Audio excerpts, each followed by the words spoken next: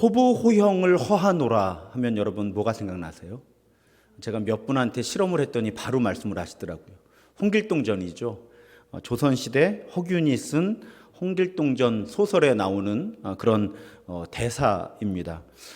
홍길동전에 보면 이런 문장이 나와요. 길동은 아버지를 아버지라 부르지 못하고 형을 형이라 부르지 못하니 자신이 천하게 난 것을 스스로 가슴 깊이 한탄하였다. 여러분, 우리가 기독교인이 되고 특히 오랜 시간이 지난 분들에게는 하나님을 아버지로 부르는 것이 그리 어려운 일이 아닙니다. 그런데 처음 기독교인이 된 분에게 하나님을 아버지라고 부르게 하면 이건 어려운 일이에요. 내가 하나님이라는 존재는 알겠는데 이제 믿어보려고 하는데 어떻게 그런 존재가 내 아버지냐, 이것이 믿어지지가 않는 것이죠.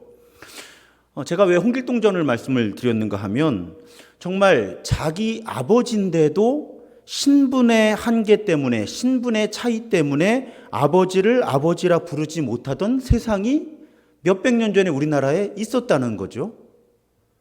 그런데 더 근본적인 문제가 있어요, 여러분. 하나님과 우리 사이가, 하나님을 우리가 아버지라고 부를 수 없는 사이예요, 본래. 왜 그런지 원리를 한번 따져볼게요. 아버지, 어머니, 엄마, 아빠가 되려면 생물학적으로 종이 같아야 돼요. 사람은 사람이 엄마, 아빠고요. 고양이는 고양이가 엄마, 아빠고요. 송아지는 소가 엄마, 아빠예요. 종을 다르게는 엄마, 아빠가 될 수가 없어요. 그런데 어떻게 사람이 하나님을 아버지라고 불러요? 지난주에 특히 우리가 그 하나님이 하늘에 계신 이렇게 고백했잖아요. 사람하고는 차원이 다른 창조주고 우리는 피조물이고, 그러니까 초월하시고 전능하신 창조주하고 한계를 갖고 사는 우리 피조물 사람인데 어떻게 우리가 하나님을 아버지로 부를 수 있느냐는 거죠. 본래 안 되는 거예요. 우리가 너무 은혜를 받아서 이게 쉽게 아버지 고백하는 거지, 이거 원래 안 되는 일이라고요. 우리가 자꾸 잊어버리는 거예요. 원래 안 되는 게 된 걸. 왜 사람들끼리도 그런 말 하잖아요. 자주 특혜를 베풀다 보면 그걸 특권인 줄 안다고, 그냥 자기가 마땅히 누리는 건 줄 안다고. 우리가 그렇게 돼버린 거예요. 우리는 본래 하나님을 아버지라고 부를 수 없는 존재였다. 사실은 주님의 기도를 드릴 때 하늘에 계신 우리 아버지 할 때 본래 우리가 하나님을 아버지라고 부를 수 없는 존재였다는 사실은 우리 먼저 기억해야만 합니다. 그런데 어떻게 이 일이 가능해진 거예요? 전능하신 창조주가 피조물인 우리를 자녀 삼아 주신 거죠. 그래서 그런 것을 가르쳐서 우리 로마서에서 뭐라고 배웠어요? 양녀를 삼으셨다. 그렇게 배웠잖아요. 그런데 로마 시대의 양자와 양녀는, 그때 제가 왜 배너 영화도 보여드리고 반지 끼워주는 것도 보여드리고, 그 반지 찍으면 그 아버지의 그 신분과 능력이 그대로 물려받는 거라고 설명을 드렸잖아요. 하나님이 우리에게 그런 은혜를 베풀어 주셔서 양자 양녀를 삼아 주셔서 우리가 하나님의 자녀가 되었고 하나님을 아버지라 부를 수 있는 특권을 갖게 되었다. 그러니까 여러분, 이건 그냥 생긴 게 아니라 특권이에요, 특권. 그러니까 아버지라고 못 부르는 사람 많다니까요, 이 세상에. 심지어는 교회에 나오기로 결심을 했지만 하나님을 아버지로 부를 수 없는 분들이 계시다니까요. 이건 은혜고 특권인 거예요. 로마서 8장 14절, 15절, 16절을 세번역으로 보면 하나님의 영으로 인도함을 받는 사람은 누구나 다 하나님의 자녀가 된 거예요. 그래서 여러분은 또다시 두려움에 빠뜨리는 종살이의 영을 받은 것이 아니라 자녀로 삼으시는 영을 받았습니다. 그래서 우리는 그 영으로 하나님을 아빠, 아버지라고 부릅니다. 바로 그때에 그 성령이 우리의 영과 함께 우리가 하나님의 자녀임을 증언하십니다. 그러니까 원리를 로마서 전체를 살펴보면 우리가 본래 이 표현대로 하면 노예였는데, 죄와 악의 노예였는데, 우리가 예수 그리스도의 십자가와 부활을 통해서 예수를 나의 그리스도 주님이라고 고백할 때 하나님의 영이, 그 믿음이 하나님과 우리를 연합시켜서 우리를 그리스도와 하나 되게 하셔서 하나님의 영이 우리를 하나님을 아빠, 아버지로 부를 수 있게 해 주신다. 그것이 성경의 증언이고 약속입니다. 그러니까 우리가 주님의 기도를 드리면서 하나님을 아버지라고 고백하는 것은 하나님을 아버지라고 고백하면서 동시에 우리가 누구인가를 또 고백하는 거예요. 제가 주님의 기도는 좀 천천히 묵상하면서 기도했으면 좋겠다고 말씀드리잖아요. 공예배 때는 그것이 어렵지만 개인적으로 주님의 기도를 드릴 때는 정말 이번 시리즈를 통해서 배운 것들을 이렇게 기억하시면서 묵상하듯이 기도를 드리면 사실은 그 기도만으로 모든 기도가 충분하다고 말할 수 있을 만큼 주님의 기도는 그런 풍성한 신학과 신앙의 고백으로 가득한 고백인 거예요. 그러니까 하늘에 계신 우리 아버지 하는 순간 하나님이 우리를 양자 양녀 삼아 주신 것에 대한 고백과 동시에 내가 누군가를 고백하는 거죠. 지금 이 기도를 드리는 나는 하나님의 자녀입니다. 내가 누구인가를 고백하는 거예요. 그러니까 하나님이 하나님이심을 고백함과 동시에 내가 어떤 사람인가를 또한 고백하게 된다는 거죠. 우리 아버지, 이렇게 고백하는 순간. 그리고 우리가 하나님의 자녀임을 고백할 때 동시에 또 여러 고백들이 가지치기로 자연스럽게 이루어져요. 그 중에 두 가지만 살펴볼게요. 먼저 여러분, 자녀는 부모를 닮습니다. 어떻게든 닮아요. 그러니까 제가 청소년기에 우리 아들을 야단을 치다가 어느 날부터 야단을 못 치겠는 거예요. 왜요? 딱 저예요. 그러니까 아들을 야단 치려고 보면 제가 저를 비난하고 있더라고요. 제 모습이 아들에게 있는 거예요. 그래서 어느 순간 야단을 치다가 이제 야단을 못 치겠는 거예요. 누워서 침 뱉기라고 그러죠. 아니, 내 모습인데 저게. 저의 청소년기 모습도 아니고 저의 지금 모습이 보이는 거예요. 그러니까 야단을 치는데 이게 조심스럽더라고요. 그러니까 자녀는 부모를 닮는 게 섭리예요. 일단 유전자를 받잖아요. DNA라고 그러죠. 그런데 굳이 DNA를 받지 않아도 부부도 같이 살면 닮는다 그러잖아요. 꼭 몸으로 난 자녀가 아니더라도 입양해서 자녀가 됐다고 해도 자녀는 닮게 돼 있거든요.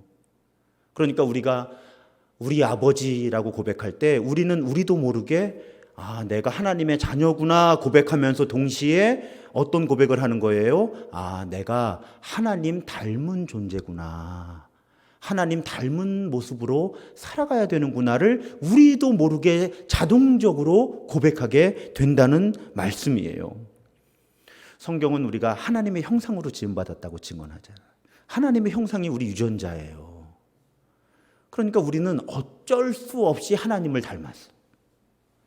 그러니까 우리 아버지라고 고백할 때 우리는 내가 하나님의 자녀고 하나님 닮은 모습으로 살아야 마땅하구나 고백하면서 또 하나님 자녀답게 살아야지 우리도 모르게 자동적으로 결단하게 되는 거죠. 우리 아버지라고 고백할 때. 마태복음 5장에 제가 좋아하는 본문인데 세 번역으로 읽어볼게요. 44절 45절에 보면 그러나 나는 예수께서는 우리에게 말한다. 너희 원수를 사랑하고 너희를 박해하는 사람을 위하여 기도하여라. 그래야만 너희가 하늘에 계신 너희 아버지의 자녀가 될 것이다. 아버지께서는 악한 사람에게나 선한 사람에게나 똑같이 해를 떠오르게 하시고 의로운 사람에게나 불의한 사람에게나 똑같이 비를 내려주신다. 그러면서 마지막 48절에 그러므로 하늘에 계신 너희 아버지께서 완전하신 것 같이 너희도 완전하여라. 참 부담되시죠? 벌써 표정들이 변하세요 지금. 그런데 우리가 우리 아버지라고 고백할 때 어쩔 수 없어요. 우리는 이 고백을 하는 거예요. 하나님이 아버지가 되어 주셔서 우리를 자녀 삼아 주셨으니 우리는 하나님 닮은 존재고 하나님 닮은 모습으로 살아야 하는데, 우리가 하나님 닮은 모습을 표현하는 아주 다양한 방식 가운데 가장 의미 있는 방식이 무엇이냐? 사랑할 수 없는 사람을 사랑하고 용납할 수 없는 사람을 용납하고 용서할 수 없는 사람을 용서할 때 우리는 가장 하나님다운 모습으로, 하나님 닮은 모습으로 살아가게 되는 것이다. 왜? 하나님이 모든 사람에게 공평하게 햇빛도 주시고 공평하게 비도 내려주셔서 우리가 사는 거니까요. 하나님 잘 믿는 사람한테만 산소를 더 공급해 주시고 하나님 안 믿는 사람한테는 이산화탄소, 일산화탄소를 폭풍처럼 주시는 하나님이 아니라 다 똑같이 숨쉬고 살 수 있게 해주신 그런 하나님이시기 때문에, 그래서 여러분, 하나님의 완전하심 같이 너희도 완전해라. 제가 존 웨슬리에 대해서 교회에서 강의하면서 그런 말씀 드렸죠. 그런데 이 웨슬리의 관점에서 사람이 하나님 닮아서 완전해진다는 것의 의미가 무엇이냐? 사랑의 완전이다. 더 사랑하는 존재가 되어가는 것이 완전한 사람이 되어가는 것이다. 웨슬리 전통에서는 그렇게 해석을 한다는 것이죠. 그러니까 모든 면에서 우리가 완벽주의자가 되어야 한다는 말씀보다는 하나님이 이렇게 조건 없는 사랑을 차별 없이 베풀어 주시는 분이기 때문에 하나님의 아들, 딸이 된 사람들은 그런 하나님의 조건 없고 차별하지 않으시는 사랑을 닮은 모습으로 살아가야 한다. 이것이 하나님이 우리에게 주신, 예수께서 우리에게 일깨워 주신 자녀됨의 모습이라고 하는 것입니다. 그러니까 우리가 우리 아버지, 또 기도하다가 그냥 우리도 모르게 자꾸 중간에 왜 말 막히면 아버지 부르잖아요. 그럴 때마다 우리는 이 선언을 하는 거예요. 내가 아들입니다. 하나님 딸입니다. 그러니 사랑해 주세요. 은혜를 베풀어 주세요. 불쌍히 여겨 주세요. 동시에 하나님 닮은 모습으로 살게 도와주옵소서. 또 내가 그렇게 살겠습니다. 우리는 그 우리 아버지라는 5글자에 이런 엄청난 고백들을 담아서 주님의 기도를 드린다고 하는 거예요. 한 가지만 더 말씀드릴게요. 우리가 하나님을 아버지라 부를 때 그 고백을 하는 모든 사람들이 형제, 자매, 남매가 됩니다. 이것도 우리가 놓쳐서는 안 되는 거예요. 그러니까 단지 우리 신도중앙교회만 가족이 아니고요. 이번 주 교회사 강의에 이제 에큐메니컬 운동 이런 얘기가 나오는데, 하나님을 아버지라고 부르면 다 형제, 자매, 남매인 거예요. 그렇잖아요. 아버지가 같으면 형제, 자매, 남매 맞잖아요. 가족 맞잖아요. 그러니까 사실은 우리 신앙 고백에서 크리스찬 공동체의 형제됨, 자매됨, 가족됨이라고 하는 건 까다로운 기준이 없는 거예요. 그냥 하나님을 아버지라고 고백한다면 모두가 다 하나님의 가족이 되는 거죠. 근데 우리가 자꾸 구분을 하고 교단을 늘리고 서로 다르다고 하는데, 성경의 원리는 하나님을 아버지라고 고백할 때 우리는 그 고백을 함께하는 모든 사람들의 형제됨, 자매됨, 남매됨, 가족됨을 고백하고 있는 것이다. 그래서 우리는 자꾸 믿음의 형제, 자매, 가족의 범위를 넓혀 나가야 하는 것이 하나님의 뜻이에요. 그러니까 최소한 주기도문을 같이 고백한다면 한번 심각하게 생각해 봐야 돼요. 다 가족인 거예요. 믿음의 가족들. 다른 어떤 교리의 차이 이런 것도 의미가 있을 수 있고 어쩔 수 없이 이단으로 누군가를 규정해야 될 수도 있어요. 그렇지만 기본적으로 우리의 신앙 고백의 원리는, 아니 아버지가 같잖아요. 그러면 기본적으로 가족이라는 전제를 가지고 다른 성도들과 다른 공동체를 대해야 한다. 비록 교단과 모든 것들이 달라 보인다고 할지라도 우리 하나님, 여러분 우리나라 언어에서는 우리 하나님이라는 표현이 안 이상한데요. 그래서 우리는 이 고백이 안 이상한 거예요. 근데 미국 사람들만 해도요, Our Father라는 단어는 주기도문 할 때나 나와요. 아니면 가족이 다 모였을 때나 나와요. 왜? 우리는 우리 아버지라는 표현이 한국어에는 그냥 내 아버지라고 안 하잖아요. 우리 아들이 미국에서 귀국했을 때 제일 고치기 어려웠던 게 그거거든요. 내 아빠, 내 아빠 그러는 거예요. 내 엄마, 내 엄마. 근데 다른 애들은 우리 아빠, 외아들인데 우리 아빠잖아요. 그러니까 우리가 이 언어의 차이를 한국 사람들은 다르다는 이해를 못 하는데 미국 사람들만 해도 우리 아버지라고 표현하는 경우는 진짜 다 모였을 때나 쓰는 말이거든요. 사실은 언어적으로 매우 특이한 말인 거예요. 특별한 의미를 가진 말이라는 거죠. 우리 아버지라는 표현이. 그러니까 우리 아버지라고 고백할 때 그 고백을 함께 하는 사람들은 우리가 하나의 가족이구나라는 생각을 가져야 한다. 주님의 기도를 시작하면서 예수님은 우리에게 우리 아버지라고 고백하라고 가르치셨거든요. 나의 아버지라고 고백하도록 가르치지 않으시고. 이것은 매우 중요한 의미가 있다는 것입니다. 모든 믿는 사람의 가족됨에 대해서. 그 5글자 안에 또 이 고백도 담겨 있는 거예요. 그런데 여기서 이제 본론으로 반드시 짚고 넘어가야 할 문제가 있어요. 우리에게도 다 아버지가 있잖아요. 사람 아버지. 그런데 문제는 저를 포함해서 사람 아빠는 다 불완전한 존재라는 거죠. 사람 아빠는 다 불완전해요. 완전한 사람 아빠는 없어요. 그래서 우리가 주님의 기도를 고백할 때 어떤 문제가 있어요?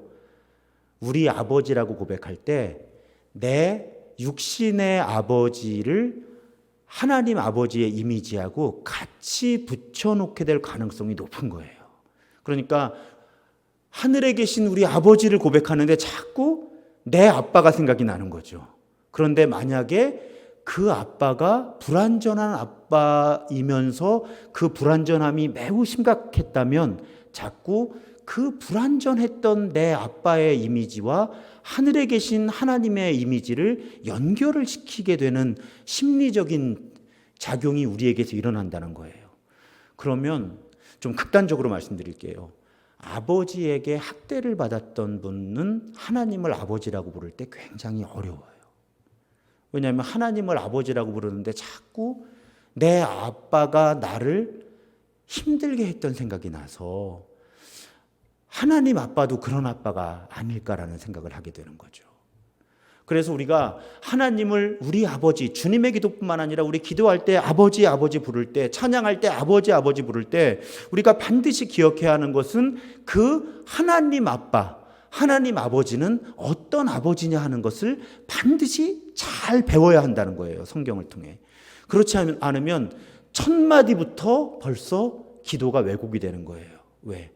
내가 지금 기도하고 있는 이 아빠는 무서운 아빠야. 혼내는 아빠야. 용서가 없는 아빠야. 때리는 아빠야.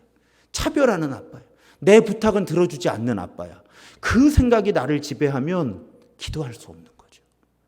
기도할 수 없는 거예요. 그래서 제가 오늘 이 누가복음 15장에 이 비유를 가지고 우리 하나님이 어떤 아버지이신가를 예수님이 어떻게 가르쳐 주셨는가를 나누고 싶어 하는 것입니다. 자, 오늘 이야기 줄거리 아까 들으셨고 이미 어느 정도 이해하고 계시잖아요. 못된 아들이 있었죠. 다 설교 여러 번 들어보셨겠지만 이 당시에는 돌아가셔야 상속을 받는 건데 아버지가 멀쩡히 살아계신데 상속해달라고. 그리고 그거 가지고 먼 나라 가서 다 써버리고 비참한 삶을 살다가 아버지에게로 돌아온 아들이에요. 근데 그런가 하면요, 여러분 오늘 본문 끝까지 우리가 듣지를 못했는데 큰아들도 문제예요. 아버지를 떠난 적이 없는데 그 아버지에 대한 매우 큰 오해와 섭섭함과 이런 것으로 가득 차 있던 큰아들도 있죠. 우리는 이 이야기에서 이 아들들이 주인공이 되기 쉬워요.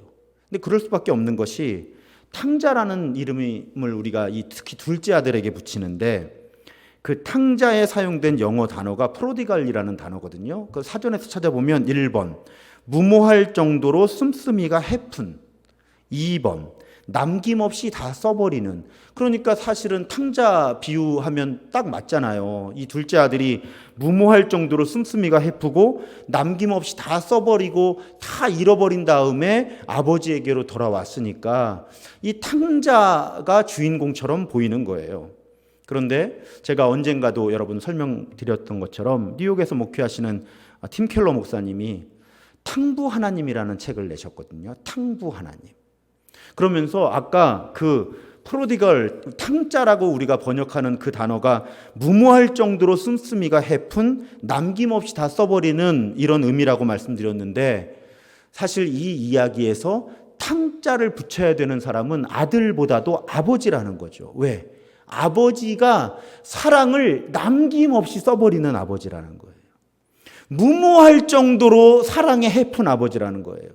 그러니까 이 본문에서 이 둘째 아들에게 탕자를 붙인다면 사실은 아버지에게 더 탕자를 붙여야 된다. 아들은 돈을 탕진했다면 이 아버지는 아들들을 위해서 사랑을 탕진하시는 아버지다. 그래서 이 비유의 주인공은 아들들이라기보다는 탕부 하나님이다. 팀 켈러 목사님이 그 주제를 갖고 책을 쓰신 거예요. 이 본문을 보면 그렇잖아요. 아니 이 작은 아들 얼마나 미워. 그런데 여러분 본문의 묘사를 보면 언제 오나 아버지는 또 기다리죠. 돌아와서 내가 아버지의 아들들 자격이 없습니다 하는데 그대로 권리를 다 회복시켜 주잖아요. 그런가 하면 큰아들은 뭐라고 위로를 해요? 네가 나와 함께 있어서 본래 내 것이다, 너의 것이다. 불편함을 표현하지 않아요. 이누무자식하지 않는다는 거예요. 그 아들들이 어떤 모습을 보여도 아버지는 사랑을 남김없이 써버리는, 탕진하는 그런 아버지. 예수님은 이 비유를 통해서 아들들이 어떤 아들들인가를 우리에게 알려주시려고 했다기보다는 우리 하나님이 어떤 하나님이신가를 우리에게 알려주고 싶어 하셨다는 것입니다. 우리 하나님이 탕부 하나님이라는 거예요. 우리를 위해 사랑을 탕진하시는 아버지. 그래서 제가 특히 이 수요 치유 예배 말씀을 전하고 기도를 인도할 때마다 자주 인용하는 말씀이죠. 마태복음 7장 11절.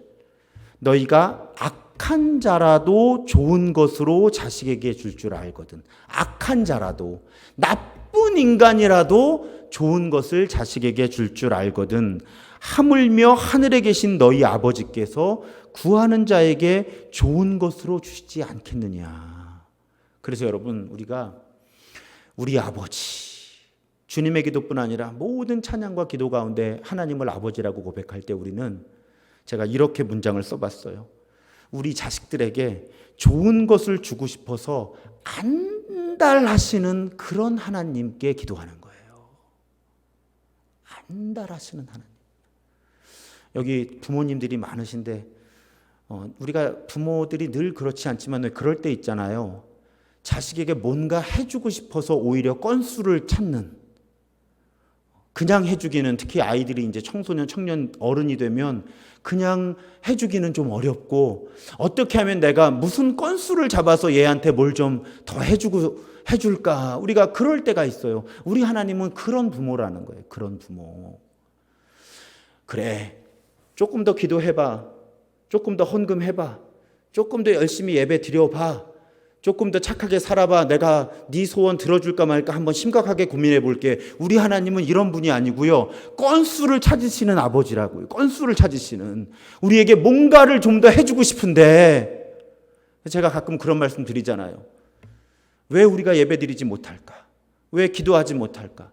왜 성경을 공부하지 못할까? 은혜 받을까 봐 무서워서. 받아서 내가 변화되는 게 무서워서 우리의 마음은, 또 사탄은 저항한다는 거예요. 근데 하나님은 우리에게 베풀어 주시기 위해서 예배받기 원하시고요. 베풀어 주기 원해서 왜냐하면 기도 안 하는데 막 해주면 이 질서가 무너지잖아요. 하나님과 우리 사이의 언약이. 그러니까 기도를 해야지 이걸 해줄 텐데 기도를 안 해. 야, 기도 좀 더 해봐. 3일 금식해봐. 일주일 금식해봐. 우리 하나님 그런 하나님이 아니라 너 기도 좀 해봐. 내가 이거 해주려고 지금 기다리는데. 너 예배 좀 드리자 좀. 그래야 내가 이걸 너에게 베풀어 줄 수가 있어. 너 좀 말씀 좀 배우자. 네가 이 진리를 깨달으면 이 진리가 너를 자유케 할 텐데, 우리 하나님은 주시고 싶어서 안달하시는 그런 하나님이시라는 거예요. 우리가 그런 하나님 마음을 알아야 된다는 거예요. 저도 사실은 우리 하나님이 그런 하나님이시라고 고백한 지가 얼마 안 돼요. 저도 아버지가 좀 엄격하셨거든요. 제가 언젠가 그 말씀 드렸잖아요. 아버지는 극구 부인하시지만 중학교 때 전교 2등 한 번 하고 이제 아버지께 인정을 받겠구나 했더니 아버지 제가 드디어 2등을 했습니다. 이제 전교 1등만 하면 되겠다 그러고 방으로 들어가셨어요. 저는 하나님도 그런 하나님이었어요. 힘들었어요. 내가 얼마를 더 열심히 하고 얼마를 잘 해내야 하나님이 나를 인정해 주실까. 그러다가 어느 날 탕부 하나님을 만난 거죠. 탕부 하나님을 만난 거예요. 목사 마음도 그래요. 어떻게 하면 저 성도를 집사를 줄 수 있을까? 요만큼만 하면 내가 이게 그래도 형평성이 있어야 되니 주고 싶지만 또 기준을 정해야 되고 저 집사는 요만큼만 뭘 더하면 권사 줄 수 있는데 그게 목사 마음이거든요. 그러니까 우리 하나님의 마음이 그럴 거예요. 주고 싶은 거예요. 기본적으로 하나님은 주기 싫으신 하나님이 아니라니까요.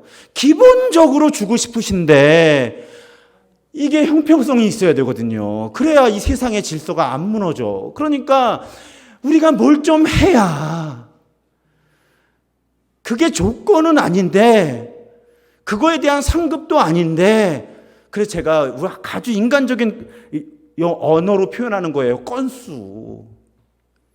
하나님은 건수를 기다리시는 거예요. 그래서 존 웨슬리가 회심할 때 내키지 않는 발걸음으로 집회 갔다가 구원의 확신을 갖고 성령 체험을 하잖아요. 하나님이 기다리신 거죠. 주시려고.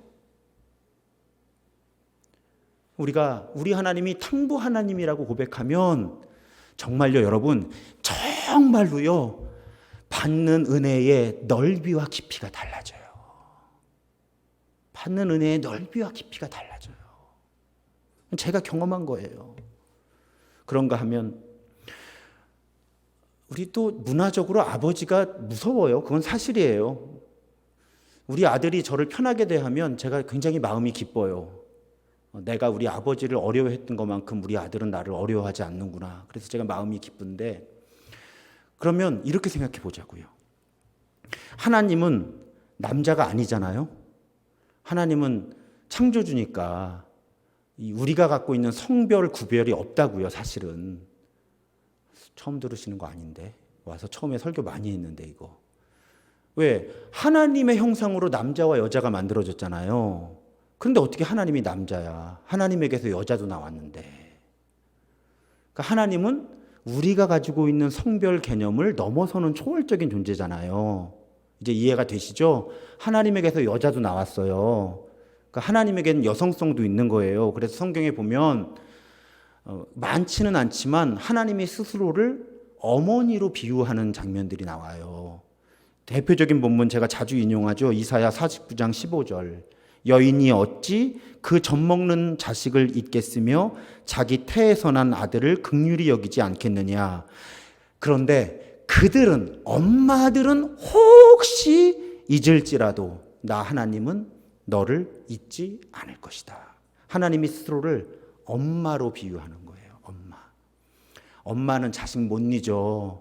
그런데 혹시 그런 엄마도 있을까 봐 하나님이 혹시 엄마가 자식을 잊어버리더라도 나는 너희들 못 잊지. 그러니까 우리 하나님은 아버지이시기도 하고 어머니이시기도 하고 어느 이단이 자꾸 하나님 어머니라 그래서 이 이미지를 무지무지 망가뜨리고 훼손시켜서 조심스러워졌어요. 그런데 우리 하나님은 우리가 사실은 우리 아버지라고 고백할 때 우리 어머니이시기도 한 거죠. 나를 낳아주시고 품어주신 우리 엄마. 그러니까 하나님은 아빠기도 하고 엄마기도 한 거예요. 우리가 우리 아버지 이렇게 고백할 때. 그래서 여러분 이단 아니에요. 그러니까 기도하실 때 혹시 어머니 하나님께 구하고 싶다면 하나님 엄마라고 불러도 돼요. 하나님 스스로가 하나님을 어머니로 비유하셨기 때문에. 그리고 그 하나님은 성별을 넘어서서 존재하시고 어쨌든 우리를 낳으신 분이잖아요. 그래서 주님의 기도 책을 쓰신 분 가운데 김영복 목사님 그렇게 말해요. 그분은 본인에게는 그런 고백이에요. 아버지보다는 어머니를 더 많이 닮았다고. 하나님이 사랑에 인색한 아버지가 아니라 사랑을 탕진하는 어머니와 하나님이 더 닮았다고. 그래서 우리는 주님의 기도를 드릴 때 이렇게 사랑 가득한, 우리에게 뭔가를 해주고 싶으셔서 어쩔 줄 몰라 하시는 오늘의 핵심 단어 건수를 잡아서라도 뭔가 해주시기 원하는 그런 사랑 가득한 엄마 아빠에게 우리는 기도하는 거고 찬양하는 거예요. 정리해 볼게요.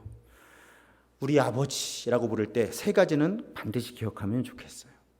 하나님은 하늘에 계신, 그러니까 초월하시고 전능하신 창조주이시면서도 우리의 아빠 엄마가 되어주기로 결심하셨다.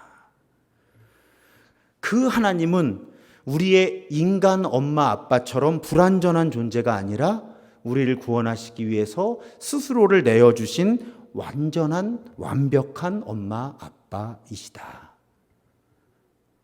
그래서 우리는 그 하나님께서 너무너무 사랑하시는 아들, 딸의 자격으로 기도하는 것이다. 그럼 하나님은 뭔가를 더 주고 싶어서 안절부절 안달하시는 하나님은 우리에게 은혜를 베풀어 주신다.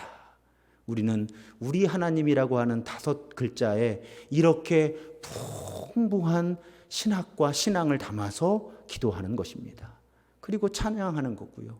하나님을 찾는 거예요. 사랑하는 여러분, 오늘도 우리가 찬양하고 기도할 때 늘 하던 고백이지만 우리 하나님, 탕부 하나님, 탕부 아버지, 뭐라고 또 불러야 될까요? 그런 하나님, 오늘 내가 기도할 때 무엇인가를 주고 싶으셔서 안달하시는 엄마 아빠, 우리 하나님이 그런 존재라고 고백하면서 우리의 치유와 회복을 위해서 간구하는 오늘 이 시간 되기를 주님의 이름으로 축원합니다.